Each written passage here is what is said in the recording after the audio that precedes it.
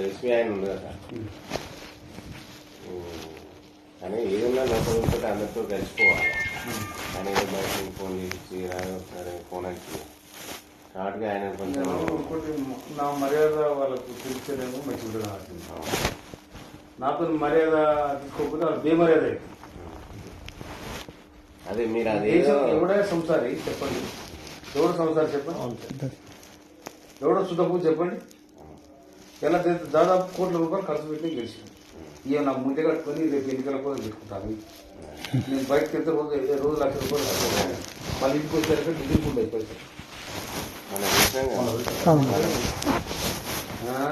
మామూలుగా మీరు డబ్బులు తీసుకుని అది ఎంత చేసారు అయితే ఏమైంది అన్యవాడ పోయినాగా అయితే బండి దూరం ఉంది బొమ్మ దగ్గర ఉంది మీరు నడుచుకుని ముందుకు వెళ్తుంది డబ్బులు లేవు టైంకి పెట్టుకోను అప్పుడు నేనే ఇచ్చినాక మనోడు అడిగినాక ఇంత ముందుకే 50,000 కట్టుండే అప్పుడే తప్ప చేసినాం లెక్క పెట్టిస్తాను 5-10,000 మిగిలిన అడిగినట్టు నేను పచ్చాడే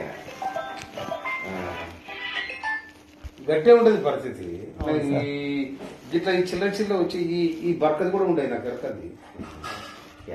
ఏదైనా పుల్లి కొట్టాలి, పుల్లి కొడితే అది మనకు రేపు వస్తుంది. కానీ ఇవన్నీ మన చిల్లర కలిసి మెయింటెనెన్సే. నాకు డైలీ ఒక డిగ్రీలో ₹7,000 డిగ్రీ వస్తుంది.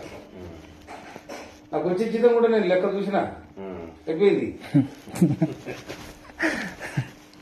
ఎవడు ఉండడు. నేను మొన్న 50,000 కట్ట తీసుకొని పోయినా ఇంటికి వచ్చారు 5,000 లేవు. నా ఆఖరి 2,000 నా జైలు వెళ్తే గడపచ్చి 2,000 డిగ్రీ లేవంటే మా పిఏ దగ్గర నాకు అకౌంట్ ఉన్నాయి సార్, నేను కొట్టిస్తాను.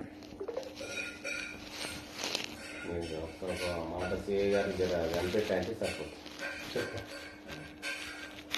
ఎందుకంటే మీరు తెచ్చిన పెద్ద మాదేం మేము ఎప్పుడు వేసిన పెద్ద బిల్డప్ ఇచ్చారు అనుకో ఈ పాటల ముందు మేము చిన్నతనం అయితే కాదు దూరం కథ ఏం కావాలి. వాడు లక్షిపోయావు. ఇప్పుడు అవతలకి ఎవరని చెప్పిన నాకు ఫోన్ చేసి దమ్ముండాలి కదా. అవతల ఎంపీనో ఎమ్మెల్యేనో లేకపోతే ఏదో ఏదో చేశారనుకో ఇటు తెచ్చి వాళ్ళ కథ కూడా ఇదే ఉంటుంది కదా. ఏ రూట్ పోయేటో ఆ రూట్లో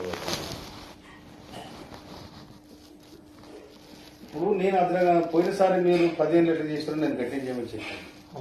లేకపోతే నాకు కొత్తగా క్రియేట్ చేయాలని కూడా చెప్పాను. అంతే సార్,